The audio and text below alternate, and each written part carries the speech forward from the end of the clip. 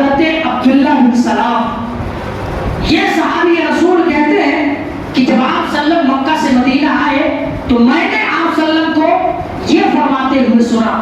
کیا؟ آپ صلی اللہ علیہ وسلم فرما رہے تھے افشوا السلام واطعموا الطعام وصلوا الارحام وصلوا باللیل والناس نیام. آپ صلی اللہ علیہ وسلم فرما رہے تھے سلام کو عام کرو، کثرت سے سلام کیا کرو، واطعموا الطعام، لوگوں کو کھانا کھلایا